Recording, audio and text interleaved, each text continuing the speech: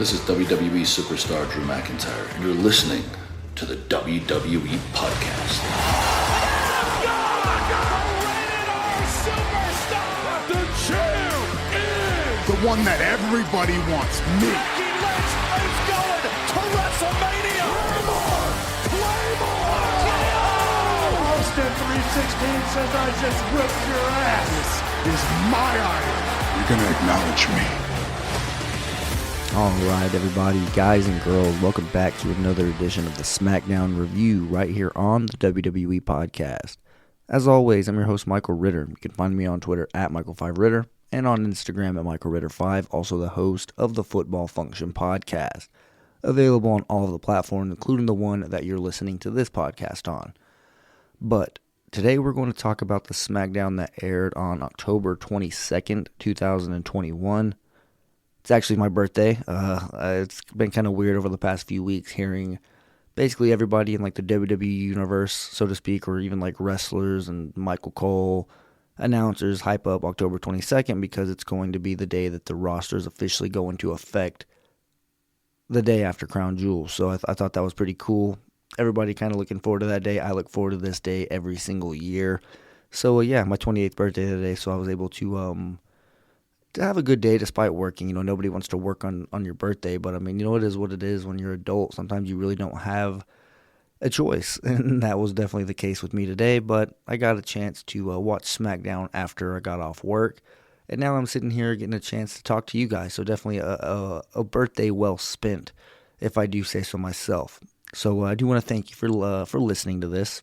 If you are a first-time listener, thank you for tuning into this podcast. I hope that you will enjoy it, and hope that maybe you will stick around, maybe leave a nice rating in the bottom in the Apple Podcast section, a nice written review. All that stuff goes a long way to helping the podcast. So I can say for Matt as well, will definitely appreciate it. But with all that being said, before I dive into anything that happened on this episode of SmackDown, I kind of have to talk about last week first. Now, some of you may know as WWE Stu from London. He actually pointed this out to me, and I completely missed it. I don't know what the hell I was thinking last week, guys. But I'm sure you guys all know, last week I said on my SmackDown review that Becky Lynch lost her SmackDown Women's Championship. I don't know why. I thought that match was a title match. I don't know where I thought that I saw that, if it was on Twitter or on TV somewhere. I don't know what the hell I was thinking that made me think it was for the championship. And I thought it was kind of weird how it all, played out afterwards, how it was kind of rushed.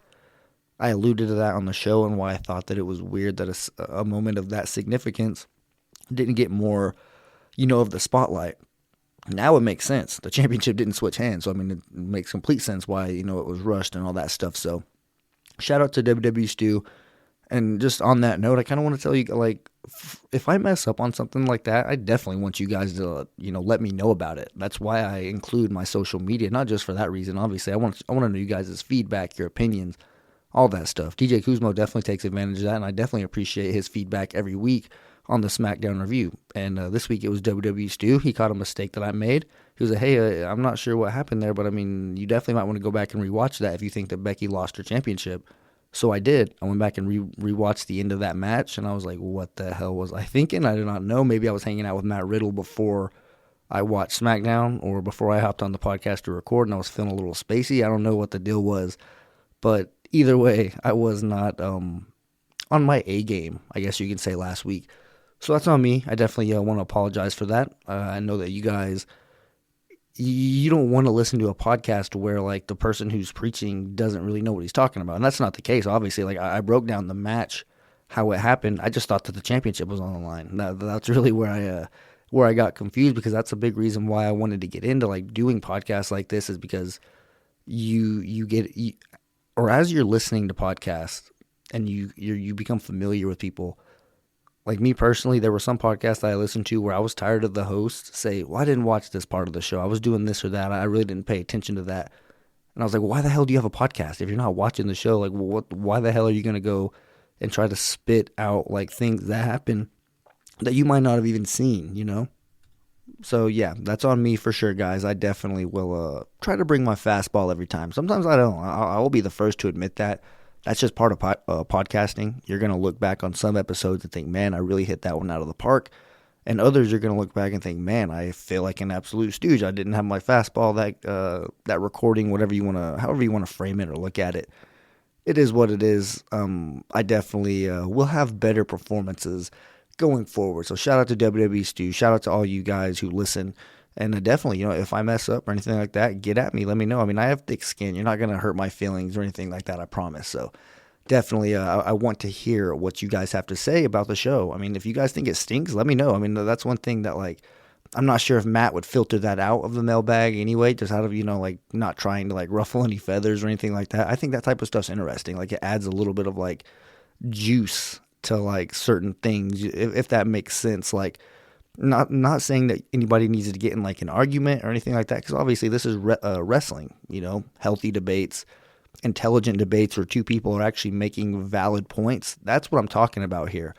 If you think that there's something that I said that was completely off, or dude, what the hell are you talking about? For instance, a comparison. Last week I said Montez Ford kind of reminded me of Randy Orton. If you disagree with that, I would love for you to get at me on Twitter, on the mailbag, and tell me why, because I think that's actually pretty fun whenever somebody's listening to what you're saying, number one. And then whenever they will, kind of push back and say, hey, I disagree with you, and this is why. That's something on my other podcast, The Football Function, we do all the time as far as me and my co-hosts and guests that we have on.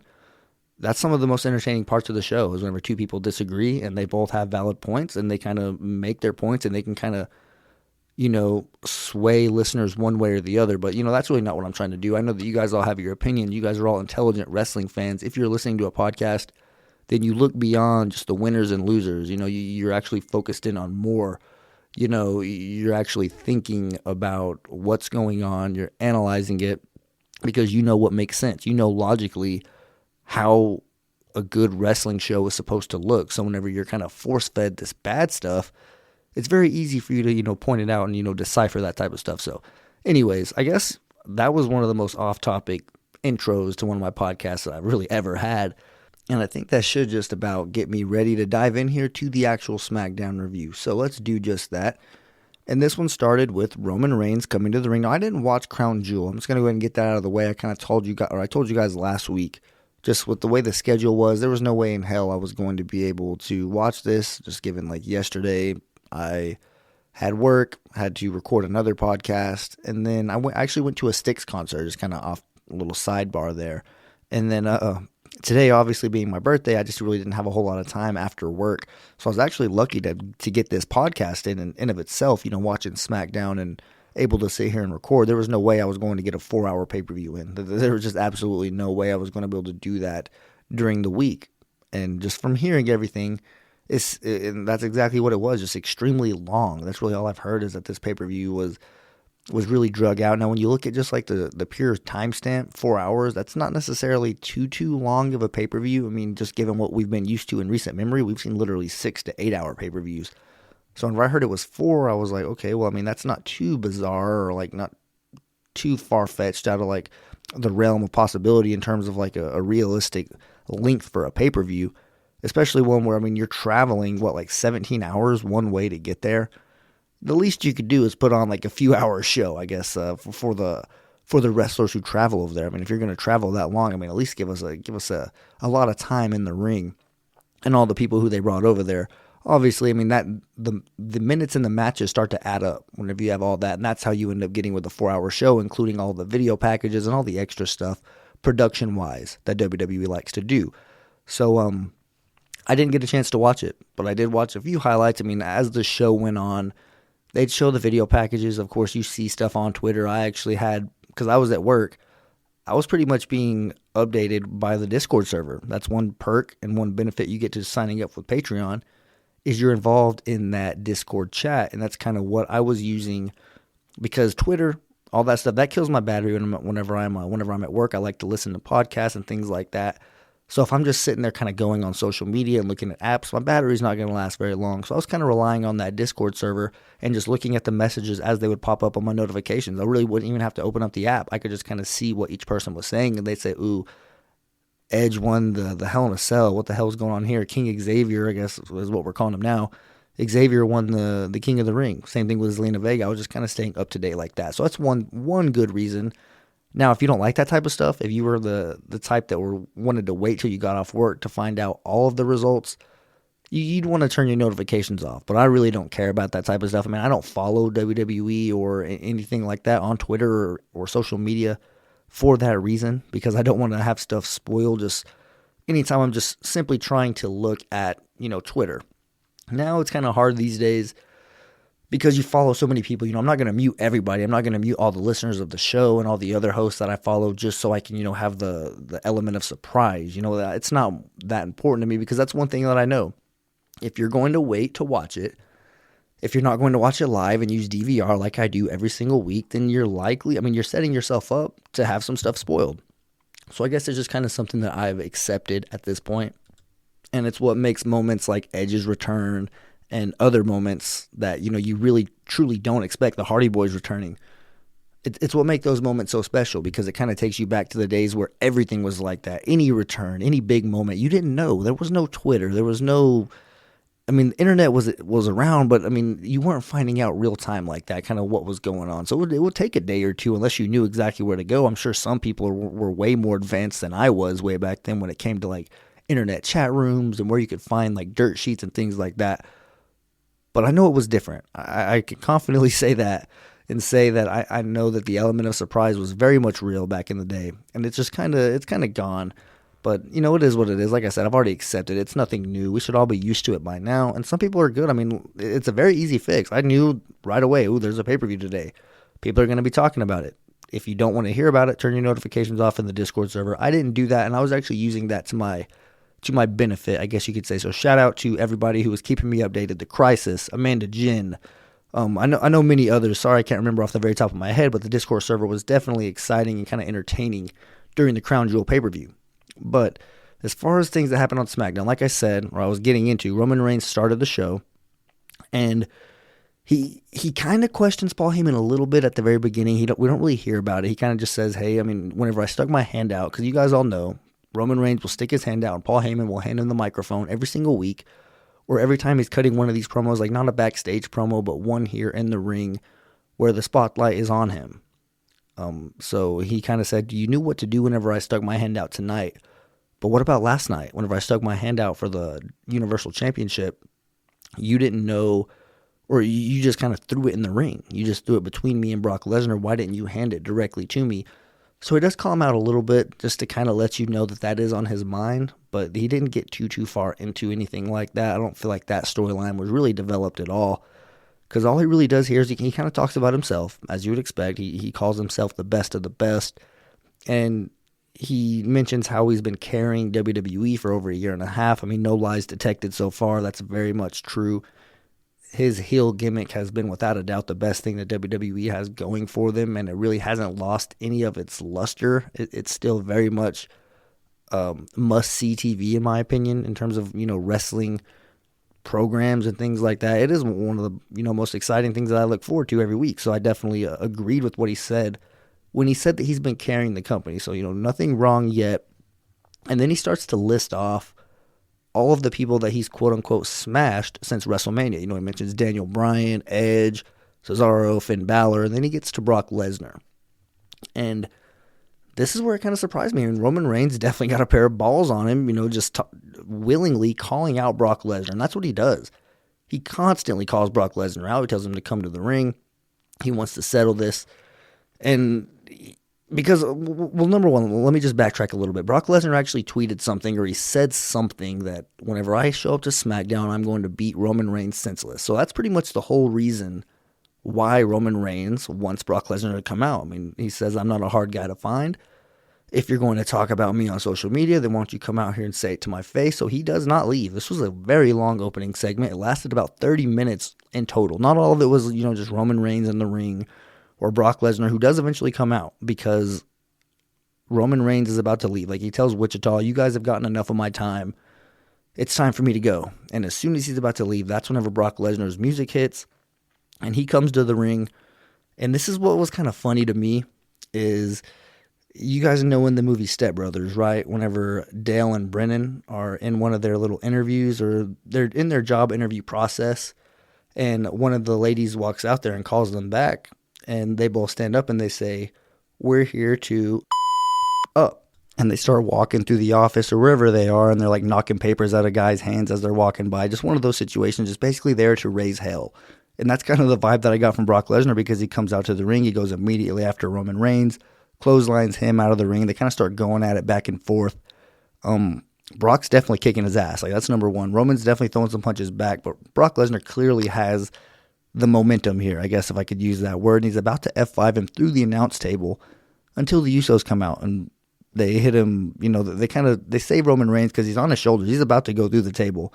And they kind of come out, save the day. They protect Roman Reigns from going through the table, but they end up becoming victimized as well. Brock Lesnar doesn't hold back on them. And then a camera guy, he ends up getting it, being in the wrong place at the wrong time. A different official who's in a suit. So you're just, if you're approaching Brock Lesnar right now in this segment, you're going to get your ass kicked. You're going to get thrown across and likely the beat out of you, because Adam Pearce finds that out firsthand. Because after all this, he comes out to the ring and he says, due to his actions and what you guys just saw transpire here outside the ring, Brock Lesnar is hereby suspended indefinitely. You guys know what that means. It's a way to write Brock Lesnar off of TV, so we won't have to see him for a while. And they kind of have a reason. Well, he's suspended. Remember, he went outside the ring. He was throwing around officials, cameramen.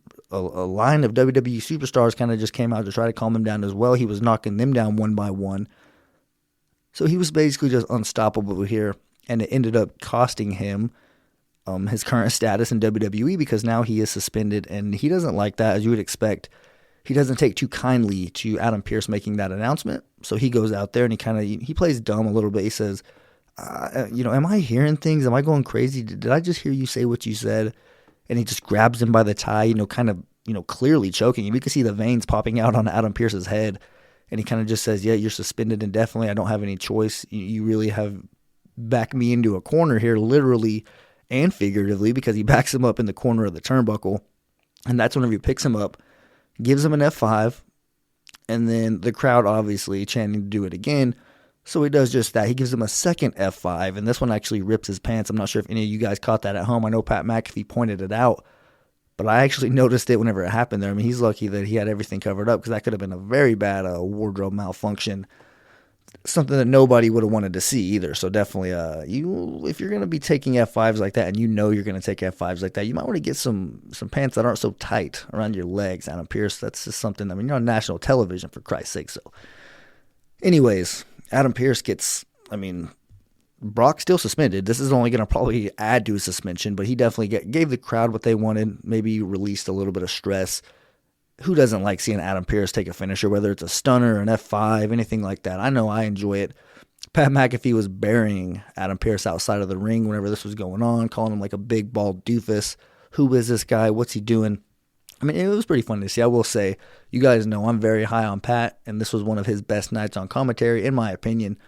But let's see, moving on here in the show. Like I said, this took up about 30 minutes of the show, just real time. Keep in mind, there was a pretty long video package where they kind of highlighted everything that happened during the main event championship match for the Universal Championship at Crown Jewel. So that's kind of what happened at the very beginning of the show.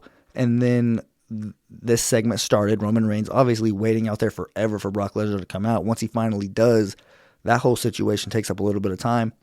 And then the Adam Pearce thing, multiple commercial breaks. So, in real time, this thing took up about 30 minutes of the show. And you guys know what that means. Anytime there's a long segment like that takes up like a quarter of the entire show, these reviews go by fast, because SmackDown itself starts to fly by segment after segment, because they don't have enough time to dedicate another huge chunk of time to one segment. And they already have another big one at the very end of the show that they've already highlighted, which is the WWE Women's Championship exchange.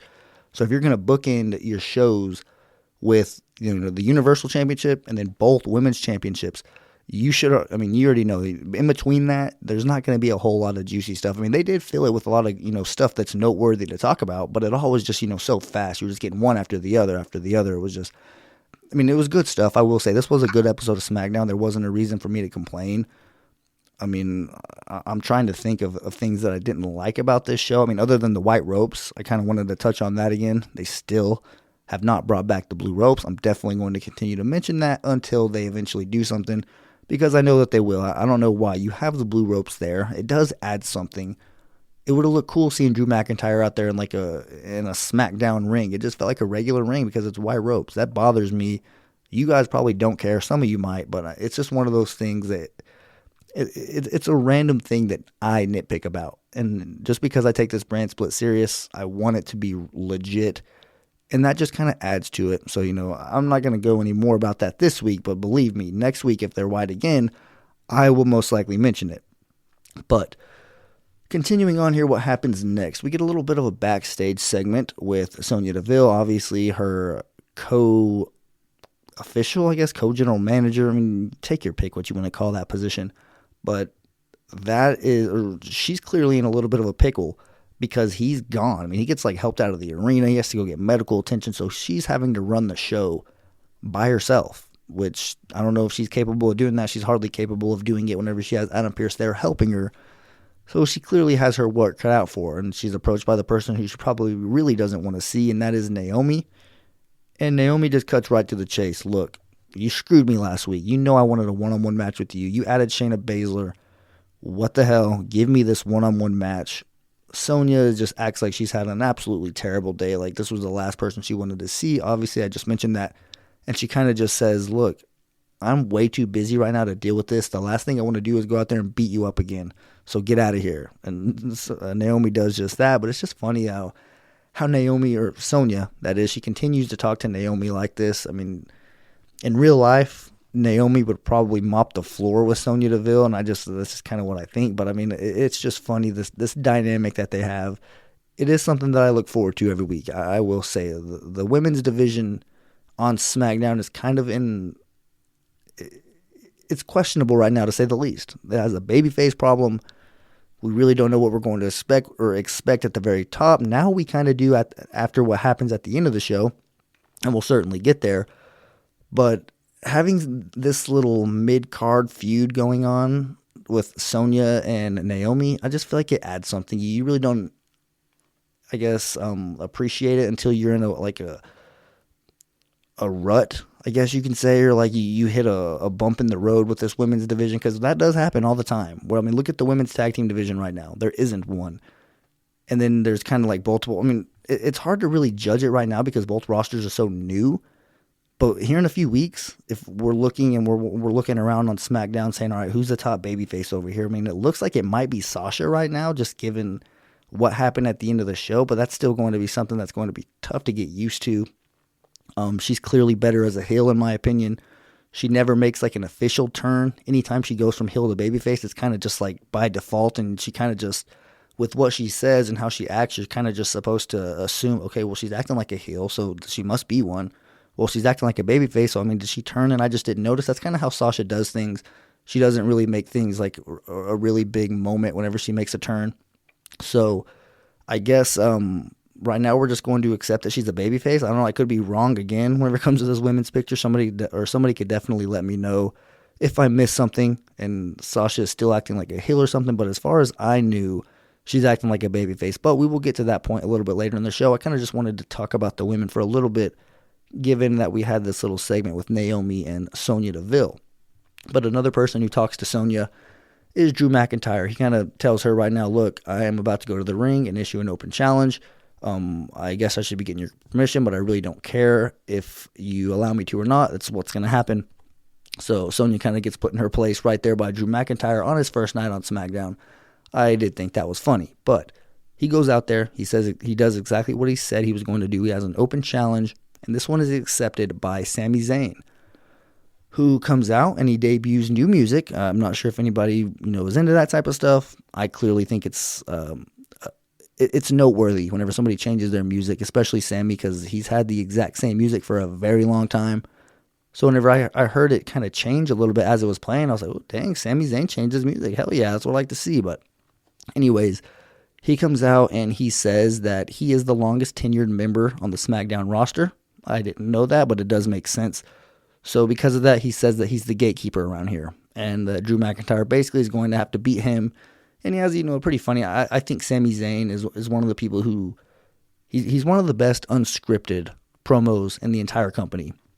Like whenever you just tell him to go, you give him bullet points and you let him just be a heel and kind of just antagonize people. He's one of the best in the business, and I'm glad that he is on SmackDown for sure.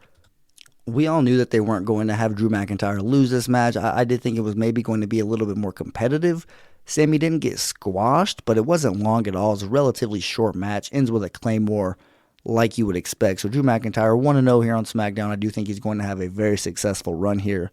And it's only a matter of time before he and Roman Reigns are locking horns. Let's see. Let's move on to something else that happened. The coronation of King Xavier. This was weird. It's not like something unheard of. Like, we've never seen something like this. But it's almost like the King of the Ring went out the window as soon as Xavier and Kofi went out to the ring, and they kind of started doing what they were doing. They kind of just, individually, they introduced the scepter. They said how that was meaningful. They did the exact same thing to the crown and his cloak. You know, they were definitely trying to make it feel important, I guess. But at the same time, they were like joking around, running around the ring and all that stuff, and him saying that he's going to, you know, like give opportunities as the king. Like, opportunities to what? Like, if you lose a match to somebody who you quote unquote give an opportunity to, does that mean they're the new king? Like, I don't really understand it. He was kind of saying it like he was a champion. You know, anytime somebody wins a championship, they come out and they say they're going to give opportunities. I was really getting that vibe from Xavier. It did not feel like a heel at all, or like the start of a heel turn or anything like that. It literally just felt like, we're going to add this King of the Ring gimmick to the New Day and kind of mix it together and see how long we could take this thing. That's exactly the vibe I got from it. Nothing really that I wanted to take away. I actually was kind of disappointed. I wanted to see what Xavier was going to do with this, but he really didn't do anything. So I guess that's really all I could say there. One little thing I wrote down here is they gave him the "You Deserve It" chant. And I'm not saying that Xavier specifically doesn't deserve that chant, but if I never had to hear another "You Deserve It" chant in my life, I'd be perfectly fine. That chant has been overdone and overused so many times. It's so annoying. It's like the "This is awesome." I mean, there's so many chants that, like, I know that after a year without fans, we're kind of all still like in the honeymoon stage where, oh my gosh, I love seeing fans at the live events, and we're no longer performing in the Thunderdome and things like that. And I love fans. I will say that. I love the environment, the atmosphere, all that stuff. But I will say live or the crowds before the pandemic started were really starting to like rub me the wrong way. And it's just like those forced chants. They don't really do it for me. It's very annoying. I feel like there's a lot of times where the crowd is trying too hard to make it about them. Like any match that goes on. I noticed it a lot. Maybe it was just kind of like a bias because I was a Roman Reigns supporter whenever he was a babyface. I know that people, I mean, that's like saying that you're a Roman Reigns supporter during his babyface role is like saying you like candy corn. You know, I mean, and I love both. I love candy corn and I love the Roman Reigns babyface turn or babyface character. But people, you know, absolutely crap on those all the time. I don't understand why people hate candy corn so much. It's freaking tasty. I hate real corn. And that's one thing that people make fun of me all the time. Real corn, tomatoes, things like that. And I know Michael Gross is probably hearing this thinking, what the hell? But yeah, I don't know what it is. Corn has just never really been my thing, but I love candy corn. And I'm not going to get too much more off topic with all that. But basically, before I, completely got off topic with the corn stuff, I was talking about the crowd and how they were really getting on my nerves. And that might have something to do with it because they were really annoying. They were trying to be too involved when the Roman Reigns stuff was going on back then, at least in my opinion. And there certainly are other times when they're just chanting to chant. And I know you paid money to go to the event. Be loud. Support the guys who you want, but kind of just collectively doing chants. And I'm not trying to, be like a negative Ned or say, hey, don't chant. Don't do the "You Deserve It" chant. Just me personally, there was a lot of times where it was used for people who, you make the chant mean less. I remember the first time I ever heard it, I think it might have been Sasha Banks whenever she won a women's championship on the main roster. I don't really know for sure the first time I heard it, and it actually felt cool. Oh, damn, that's badass. The crowd is embracing her. But since then, yeah, the chants as a whole, not all of them, but there are some that just definitely, should go away, in my opinion. I'd rather hear the crowd chant what for an entire show than hear "You Deserve It" or something like that. Just come on. Get different chants. It's not that hard. But anyways, continuing on here, we get a little bit of a backstage promo, I guess, from Becky Lynch where obviously they're supposed to switch their championships tonight at the very end of SmackDown. And she says that instead of doing the switch, how about Becky 2 belts makes a comeback? And I mean, they just cut the camera, kind of just hinting, ooh, does Becky have something up her sleeve? And they do kind of play into that a little bit. So we will get there here in just a minute. There's only a few things left to talk about before we get to that. The next thing is Mustafa Ali versus Monsoor. This was a rematch from literally 24 hours ago, or maybe a little bit more. I don't really know how the time difference plays into effect with all this, but I know that they had a match on Thursday and they had a match on Friday, and Monsoor won both. This one was just with a roll-up, so I don't really know. Like I said, I didn't watch Crown Jewel, so I don't know how that one went. I do know that he won this one with a roll-up. Wasn't too exciting, but that does mean that Monsoor's beaten him twice in 2 days. I don't know what else Ali has left to prove. That this, whenever they were making their entrances, it was clear that this was like an intense match where they wanted to beat the hell out of each other, which kind of sucks because in a desperate tag team division, I felt like these two really could have been a good tag team together. Has nothing to do with like ethnicity or anything like that, but just their styles kind of meshing well together and then both being talented. I mean, I think that they cut the legs out from underneath this really a lot too soon. So hopefully, I mean, we saw the Hurt Business reunite with no explanation, even though, and they had a way worse little breakup or whatever you want to call it than Monsoor and Ali. So I just wouldn't mind seeing Ali and Monsoor maybe get back in the tag team picture because, I mean, the division needs it. SmackDown for sure could use some more tag teams. I mean, Viking Raiders, that's really it that I know of for sure, other than the Usos and I guess the New Day over there. But, I mean, it wouldn't hurt to have Monsoor and Ali kind of add a little bit because I don't think that they have, as of right now, other single superstars to have, like, meaningful feuds with that are going to, like, take up, you know, valuable airtime on SmackDown. So, I mean, you might as well just get in the tag team picture, but that is kind of like a death sentence these days because tag teams just get split up, they get booked wrong, and it's just a nightmare. So, as I say that, I might actually convince myself maybe that they shouldn't do that. But next on the show, we kind of get a little bit of like introductions from a lot of the people who were legitimately drafted to SmackDown who weren't SmackDown superstars before. There were a couple who made their appearance, like Mansoor and Ali, like we kind of mentioned, the New Day, Drew McIntyre.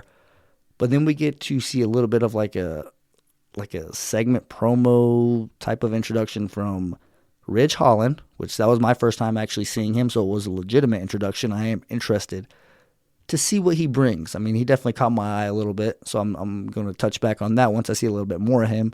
Aaliyah, another NXT call-up. She's very talented.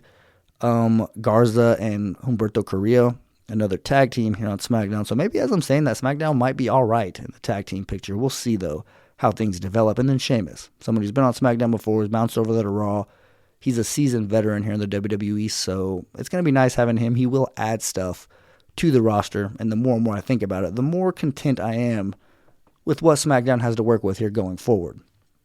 But I guess if there is something negative I'm going to say here, and I don't want this to seem like a negative show, especially here towards the back half, but I really wasn't a fan of this Hit Row stuff. Now, I'm going to be honest, this, like, I mean, I don't know, the segment, the way they came out, it just all seemed really corny to me, and I don't, like I said, if this is your thing, if you enjoy this type of stuff, that's awesome. You know, I'm not saying that it's wrong, but just the group itself, look at the track record. Do groups like this have a history of being successful, being anything more than like a flash in the pan? Now, their song was cool, I'll say that. I mean, their entrance is badass.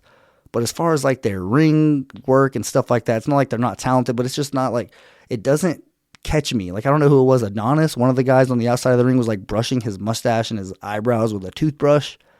Like, I don't know. It just doesn't click with me. It's one of those things, like, and that's very important whenever it comes to wrestling fans. You have to click right away, not necessarily like, ooh, I really like this guy, but it has to at least, like, be something that can engage you and, like, catch your attention as you're watching. And the whole time I was just like, what the hell's going on here? But like I said, I do reserve the right to change my mind. I'm not extremely familiar with this team. I'm going to see them week after week.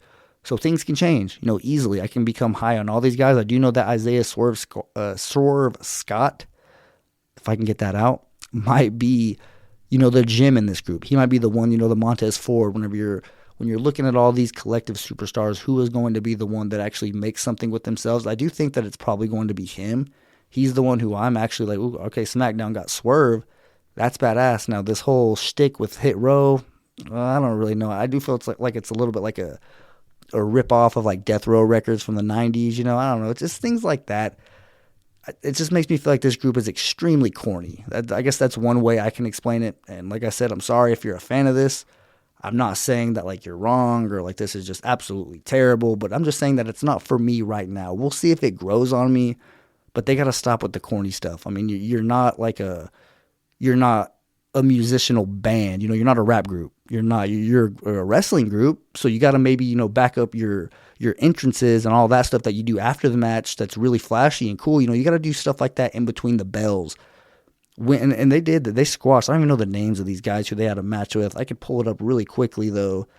They had a match, and it was Swerve Scott and Top Dollar versus Dustin Lawyer and Daniel Williams, a couple local enhancement talent that were just going to get squashed. As soon as you seen these guys' names, you're like, yeah, this is going to be, a 10-second match?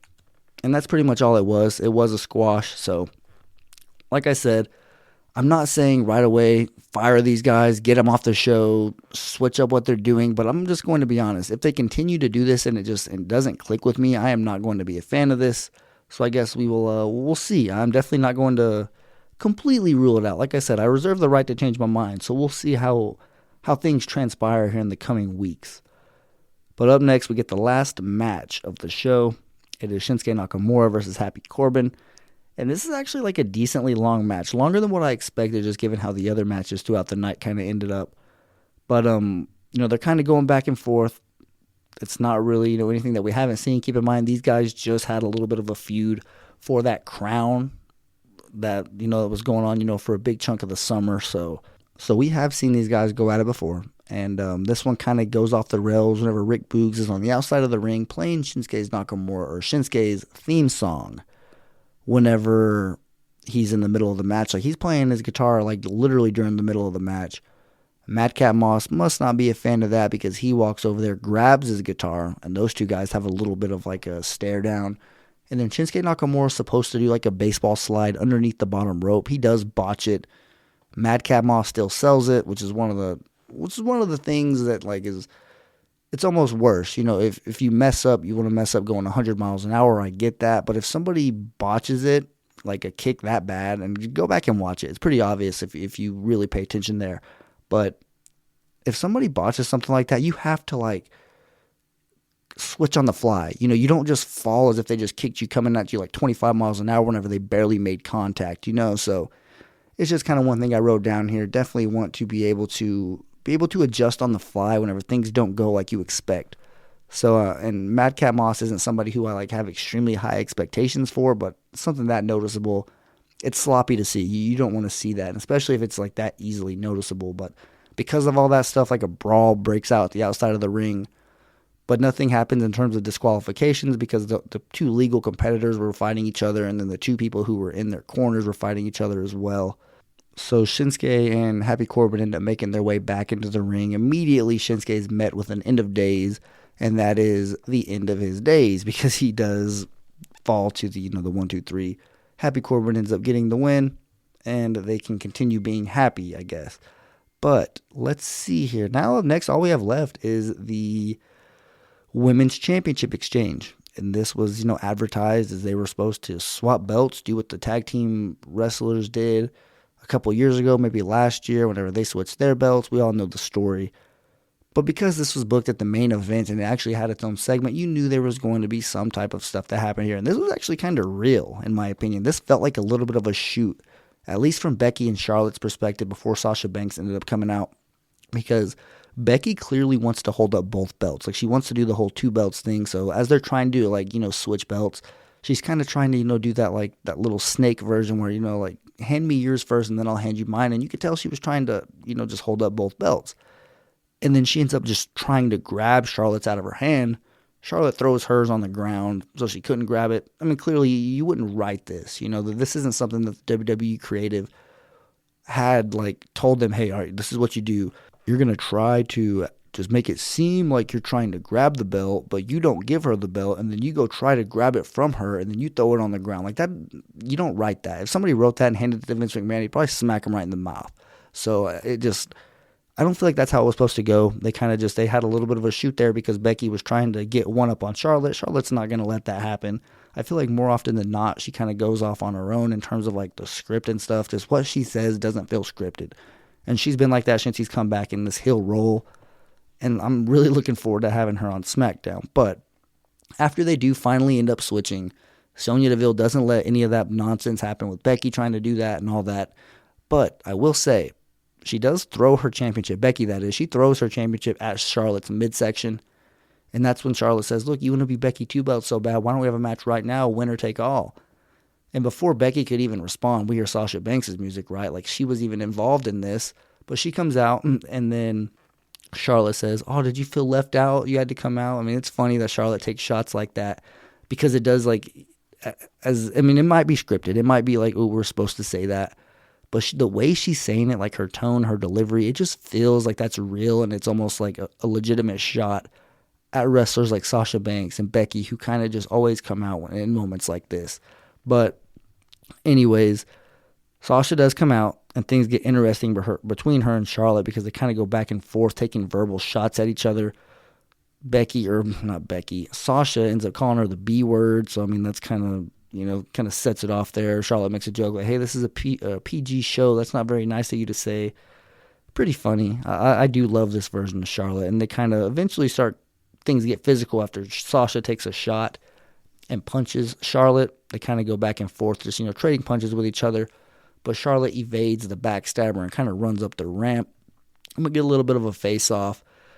And that's that. That's kind of how SmackDown goes off the air. But, I mean, one thing we could look forward to is clearly we're getting a Sasha versus Charlotte program going forward. Likely going to end on a SmackDown. We're probably going to get a championship match on free TV between now and the Survivor Series so we can crown an official SmackDown Women's Champion. I know we already have one. It's clearly Charlotte. She is the undisputed champion. But Becky said it herself as she left. I'll see one of you two at Survivor Series. So clearly that we're going to have a match. They wouldn't have set this up. You can't have a program between Charlotte and Becky because they're on different brands. So you have to do something with Charlotte on SmackDown to get her to Survivor Series. And I think that Sasha is more than capable of being a good dancing partner for her. So that does do it for me here on the SmackDown review, guys. I hope that you guys enjoyed it. Hopefully I did better than last week. I do feel like I did a little bit better. I mean, had my fastball. I am a year older technically, so I mean maybe that has a little bit to do with it. But I do want to once again thank you guys for tuning in here. I greatly appreciate it. If you want to do it next week, I will be back covering next week's SmackDown, and there's also going to be about 5 or 6. I'm not really sure how many shows in between now and then, with a plethora of other co-hosts. So you are going to get your fix here if you're a fan of wrestling here on the WWE podcast. So I hope that you will stay here and enjoy what you have coming. Patreon is definitely the way to do it. I mean, ads aren't terrible, but if you can go without them for a cheap price of $1 a month, as well as all the other benefits, why not jump on that? So I definitely would advise you to do that. But like usual, guys, I hope you guys all have a fantastic weekend, a good week up until the next time I talk to you. Walk passionately in the direction of your dreams, and I'll talk to you soon.